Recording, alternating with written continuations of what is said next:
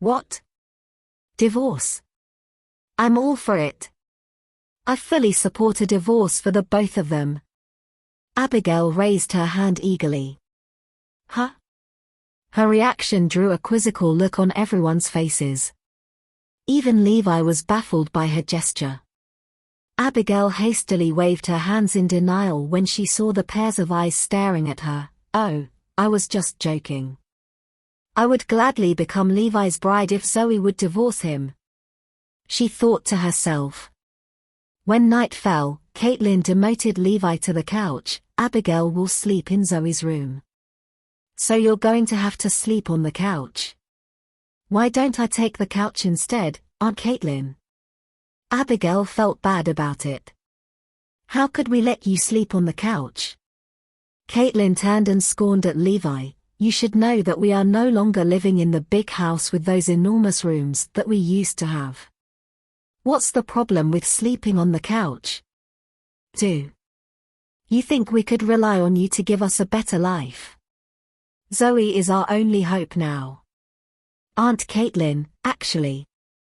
Abigail hesitated if she should tell Caitlin the truth.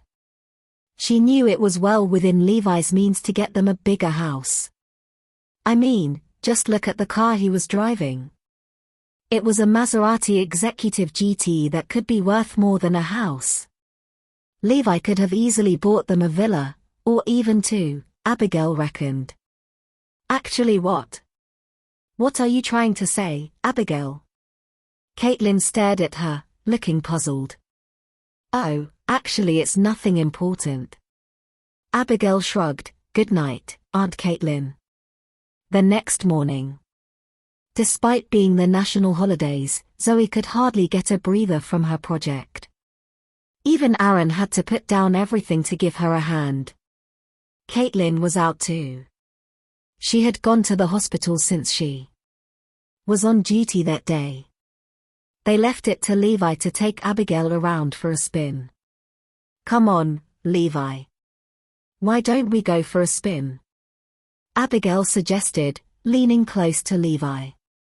I'd rather stay at home. Levi said lazily, it's full of people everywhere. He was still lying on the couch. Let me take you to a fun place.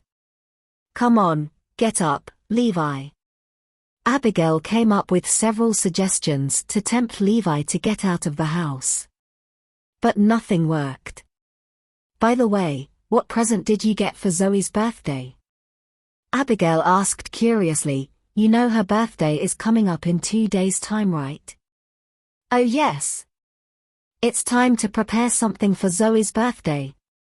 Okay, come with me. Levi got up immediately from the couch. Abigail grimaced and pouted her lips with displeasure. The all-fired-up Levi was a stark comparison to the disinterested look on his face just minutes ago, with his lackluster response to her every suggestion. But the mention of Zoe's birthday sprang him into action at once, as if it had filled him with renewed vigor. Azure Dragon had been waiting outside to deliver the car Levi had specifically asked for today. It was an Audi R8 sports car. This is unbelievable, Levi. Another luxurious car. I'm sure this Audi R8 exclusive model could easily cost up to $3 million.